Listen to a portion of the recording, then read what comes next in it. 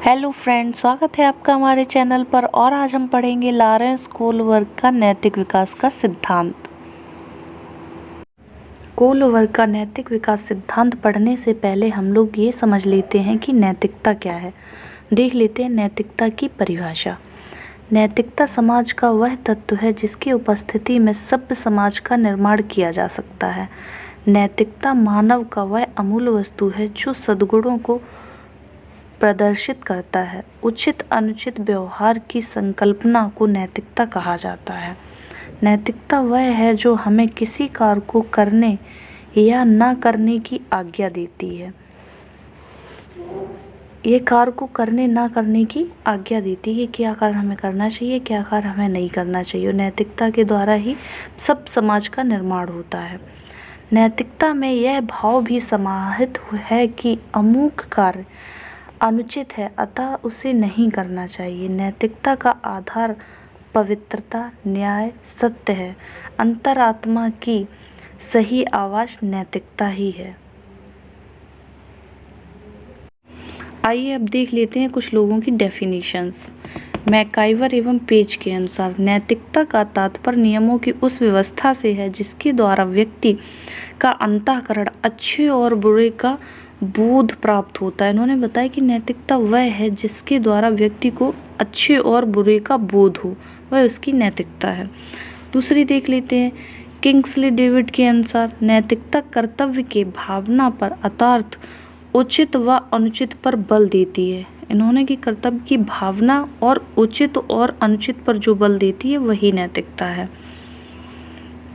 अब देखते हैं जिप्स वर्ड के अनुसार नैतिकता क्या है। नैतिक नियमों की वह व्यवस्था है जो अच्छे और बुरे से संबंधित है तथा जिसका अनुभव अंतरात्मा द्वारा होता है। इन्होंने बताया कि नैतिक नियमों की वह व्यवस्था है जो अच्छे और बुरे से संबंधित है और जिसका अनुभव अंतरात्मा द्वारा होता हो वही नैतिकता है। ये तो हो गई नैतिकता की डेफिनेशंस। अब हम लोग देखेंगे कोहलवर्ग का नैतिक विकास क्या है।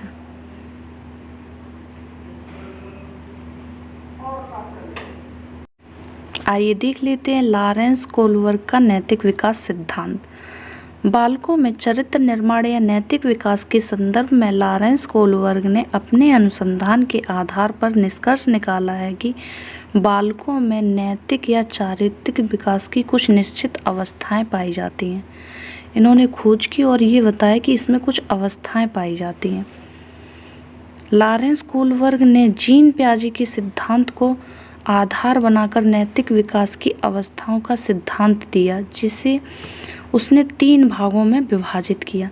लॉरेंस कोहलवर्ग ने जीन पियाजे के सिद्धांत को आधार बनाया और 3 भागों में इन्हें विभाजित कर दिया। अब देख लेते हैं कौन कौन सी अवस्थाएं हैं। सबसे पहले पूर्व परंपरागत स्तर या पूर्व नैतिक स्तर। इसकी आयु इन्होंने 4 से 10 वर्ष तक बताई है। इन्होंने माना है कि बच्चा जब छोटा होता है तो उसे अच्छे बुरे का, नैतिक अनैतिक का ज्ञान नहीं होता है, इसलिए इन्होंने इसकी आयु 4 वर्ष से 10 वर्ष रखी है। 4 वर्ष से पहले कोई नैतिकता का विकास इन्होंने नहीं रखा है। देखते हैं इस आयु में बालक अपनी आवश्यकताओं के संबंध में सोचते हैं, जो उनकी आवश्यकता होती है उसके संबंध में सोचते हैं। नैतिक दुविधाओं से संबंधित प्रश्न उनके लाभ या हानि पर आधारित होते हैं और उनके जो प्रश्न होते हैं उन्हें लाभ और हानि पर आधारित बताया है। नैतिक कार्य का संबंध सामाजिक एवं सांस्कृतिक रूप से क्या सही है एवं क्या गलत है इससे संबंधित होता है। अच्छा या बुरा, सही या गलत की व्याख्या मिलने वाले दंड और पुरस्कार नियमों का समर्थन करने वाले व्यक्तियों की शारीरिक क्षमता या उसके परिणाम से मापी जाती है। इसके अंतर्गत 2 चरण आते हैं। उन्हें इस अवस्था के अंतर्गत 2 चरणों को रखा है। देख लेते हैं कौन से हैं 2 चरण। सबसे पहले है दंड आज्ञा पालन अभिमुखता। बालकों के मन में आज्ञा पालन का भाव दंड पर आधारित होता है। उन्होंने बताया कि इस अवस्था में बालक जो आज्ञा पालन करते हैं वो दंड पर आधारित होती है। इस अवस्था में नैतिकता का ज्ञान होता है। बालक स्वयं परेशानियों से बचना चाहता है। कोलवर्ग का मानना है कि कोई बालक यदि स्वीकृत व्यवहार अपनाता है, यानी कि वह समाज में नियमों का कोई विरोध ना करे, उसे कहते हैं स्वीकृत व्यवहार, तो इसका कारण दंड से स्वयं को बचाना है। उन्होंने कहा कि वो स्वीकृत व्यवहार इसलिए करता है कि वो दंड से स्वयं को बचाता है। दूसरे देख लेते हैं चरण क्या है। आत्म अभिरुचि तथा प्रतिफल अभिमुखता। इस अवस्था में बालकों का व्यवहार खुलकर सामने नहीं आता, यानी कि वो अपने व्यवहार को छुपा लेते हैं। वह अपनी रुचि को प्राथमिकता देते हैं, उन्हें जो अच्छा लगे या बुरा लगे। वह पुरस्कार पाने के लिए नियमों का पालन करते हैं। अब दूसरे चरण में कोलवर्ग कह रहे हैं कि वह पुरस्कार पाने के लिए नियमों का अनुपालन करते हैं, और प्रथम चरण में उन्होंने बताया था कि वो दंड से बचने के लिए नियमों का अनुपालन करते हैं। अब देख लेते हैं दूसरी अवस्था क्या बताइए। परंपरागत नैतिक स्तर। इसकी आयु 10 से 13 वर्ष। इस स्तर पर कोई बालक दूसरे व्यक्ति के नैतिक मानकों को अपने व्यवहार में समाहित करता है। उन्होंने बताया कि दूसरों के व्यवहार को समाहित करता है अपने आप में, तथा उस मानक के सही एवं गलत पक्ष पर चिंतन के माध्यम से निर्णय लेता है। अब क्या है, बच्चा चिंतन करने लगा है, क्या सही है क्या गलत है, और उसी के हिसाब से वह निर्णय लेता है तथा उस पर अपनी सहमति बनाता है। इस स्तर पर बालक अपनी आवश्यकताओं के साथ साथ दूसरों की आवश्यकताओं को ध्यान रखता है। इस स्तर को 2 भागों में विभाजित किया गया है। अब इसे भी 2 भागों में बांटा गया है। कोलवर्ग ने कुल मिलाकर 6 चरण दिए थे, 3 अवस्थाएं दी थी। प्रत्येक अवस्था में 2-2 चरण हैं। पहला है अधिकार संरक्षण अभिमुखता। इस अवस्था में बच्चे नियम एवं व्यवस्था के प्रति जागरूक होते हैं तथा वे नियम एवं व्यवस्था के प्रति जवाबदेह होते हैं, यानी कि अब वो नियम और व्यवस्था के प्रति अपनी जिम्मेदारियां समझने लगते हैं। दूसरा है सामाजिक नियम के सम्मान की अवस्था। इसे देख लेते हैं। इस अवस्था में प्रवेश से पहले बालक समाज को केवल इसलिए महत्वपूर्ण मानता है कि वह उसकी प्रशंसा करता है। अब वह समाज को स्वयं एक लक्ष्य मानने लगता है कि समाज सामाजिक नियमों के विरुद्ध प्रत्येक कार्य को अनैतिक कहता है। बच्चा इस अवस्था में यह जानने लगता है कि यदि हम समाज के विरुद्ध कार्य करेंगे तो वह अनैतिक कहलाएगा। इस प्रकार हम देखते हैं कि कोलवर्ग ने नैतिक विकास की अवस्थाओं का क्रमिक अध्ययन किया है। इन्होंने क्रमिक अध्ययन किया है क्रम से। अब देख लेते हैं तीसरी, उत्तर परंपरागत नैतिक स्तर या आत्म अंगीकृत नैतिक मूल्य। इसकी आयु रखी इन्होंने 13 वर्ष से वयस्क अवस्था तक। कोलवर्ग के मतानुसार नैतिक विकास के परंपरागत स्तर पर नैतिक मूल्य या चारित्रिक मूल्य का संबंध अच्छे या बुरे के संदर्भ में निहित होता है। इस अवस्था में बच्चा यह जानने लगता है क्या अच्छा है और क्या बुरा है। बालक बाहरी सामाजिक आशाओं को पूरा करने में रुचि लेता है। बालक अपने परिवार को कम, समाज एवं राष्ट्र के महत्व को प्राथमिकता देते हुए स्वीकृत व्यवस्था के अंतर्गत कार्य करता है। अब वह समाज एवं राष्ट्र को महत्व देने लगता है। मानव विकास की वृद्धि एवं विकास के कई आयाम होते हैं। विकास की विभिन्न अवस्थाओं में बालक में कुछ खास गुण एवं विशेषताएं उभरकर सामने आती हैं। इसके अंतर्गत वयस्क एवं कुछ वस्तुओं का निर्धारित कर कार्य करना सीख जाता है। इसके अंतर्गत 2 चरण हैं। अब इनके चरणों को देख लेते हैं। पहला है सामाजिक अनुबंध अभिमुखता। इस अवस्था में बच्चे वही करते हैं जो उन्हें सही लगता है तथा वे यह भी सोचते हैं कि व्यवस्था स्थापित नियमों में सुधार की आवश्यकता तो नहीं है। उदाहरण के स्वरूप देख लेते हैं। यदि एक व्यक्ति अपने बच्चे की जान बचाने के लिए दवा की चोरी करता है तो यहाँ देखा जाएगा कि जीवन बचाना अत्यंत महत्वपूर्ण है, यानी कि उसकी चोरी को अनैतिक नहीं समझा जाएगा, उसे नैतिकता में ही रखा जाएगा। दूसरा है सार्वभौमिक नैतिक सिद्धांत की अभिमुखता। इस अवस्था में बच्चे का आचरण दूसरी प्रतिक्रियाओं का विचार किए बिना उसके आंतरिक आदर्श के द्वारा होता है। यहाँ बच्चे के अनुरूप व्यवहार करना है। कोलवर्ग के नैतिक विकास के सिद्धांत की अन्य अवस्थाएं। ये तो 3 थी जो उन्होंने क्रमिक अध्ययन किया।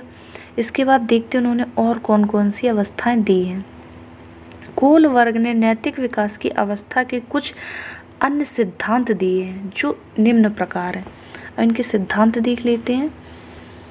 स्वकेंद्रित अवस्था। इस अवस्था का कार्यकाल तीसरे वर्ष से शुरू होकर 6 वर्ष तक बताया है।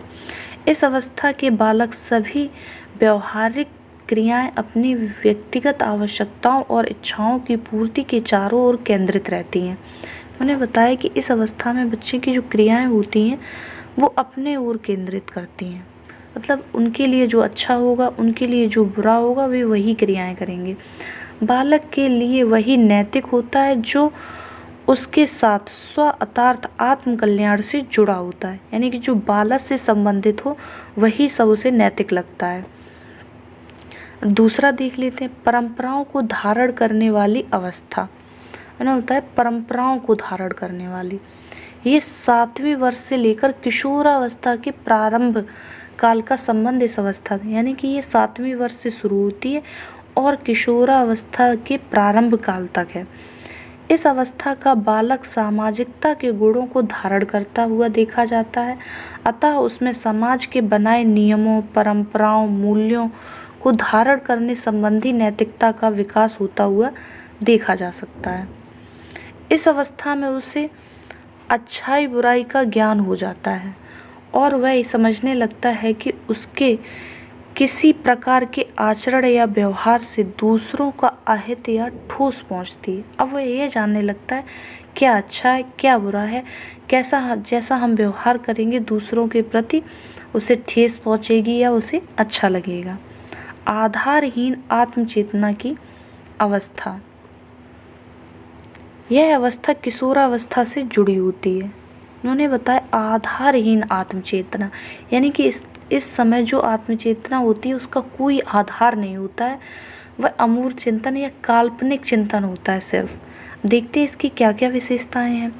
इस अवस्था में बालक का सामाजिक, शारीरिक, मानसिक विकास अपनी ऊंचाइयों को छूने लगता है।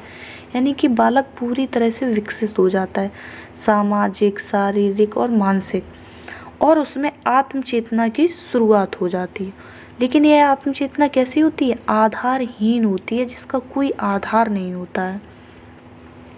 यह मेरा आचरण है, मैं ऐसे व्यवहार करता हूँ, इसकी उसे अनुभूति होने लगती है तथा अपने व्यवहार, आचरण और व्यक्तित्व संबंधी गुणों की स्वयं ही आलोचना करने की प्रवृत्ति उसमें पनपने लगती है। आलोचना करने से मतलब है अच्छा और बुरा देखने। उसमें स्वयं में ही यह प्रवृत्ति हो जाती है कि वो स्वयं के गुण को भी अच्छा और बुरा बता सके। तीसरा है इसमें पूर्णता की चाह, उसमें स्वयं से संतुष्ट रहने का मार्ग प्रशस्त कर देती है। यही असंतुष्टि उसे समाज और परिवेश में जो कुछ गलत हो रहा है उसे बदल डालने या परंपराओं के प्रति सुधारवादी दृष्टिकोण अपनाने को प्रेरित करती है। जब किशोरावस्था में बालक होता है और वो किसी गलत काम को देखता है तो उसमें उसे बदलने की भावना होती है कि इसे बदल देना चाहिए। और दूसरी अवस्था देख लेते हैं, आधार युक्त आत्मचेतना की अवस्था। ये आधार युक्त है, यानी कि इस अवस्था में बालक को आधार होता है। जो भी वह सोचेगा, करेगा, उसका एक आधार होगा, उसी आधार पर वह सोचता और करता है। और जो किशोरावस्था की होती है उसका कोई आधार नहीं होता है। वो जो भी सोचता है, करता है, वो सब काल्पनिक होता है। अब देख लेते हैं इसकी विशेषताएं। नैतिक व चारित्रिक विकास की यह चरम अवस्था होती है। भली भांति परिपक्वता ग्रहण करने के बाद ही इस प्रकार का विकास संभव है। मैंने बताया जब बालक भली भांति परिपक्व हो जाए तभी इस प्रकार का विकास होता है। जिस प्रकार के नैतिक आचरण या चारित्रिक मूल्यों की बात बालक विशेष में की जाती है उसके पीछे केवल उसकी भावनाओं का प्रभाव मात्र ही नहीं होता है, बल्कि वह अपनी मानसिक शक्तियों का उचित प्रयोग करता हुआ अच्छी तरह सोच समझकर किसी व्यवहार या आचरण विशेष का अपने व्यक्तित्व गुणों में धारण करता है। अब क्या है, उसका एक आधार होता है। जो कुछ भी वह सोचता है वो भावनाओं में बह के नहीं सोचता है, बल्कि उसका मानसिक शक्तियों का प्रयोग करता है, अच्छा और बुरा समझता है, उसके बाद ही उन गुणों को धारण करता है। ये थे हमारा कोलबर्ग का नैतिक विकास का सिद्धांत। इसमें जो भी आपको कुछ डाउट लगे या कुछ भी समझ में ना आए तो आप हमें कमेंट्स कर सकते हैं। हम कोशिश करेंगे कि आपके सारे डाउट क्लियर हो जाएं। Thank you.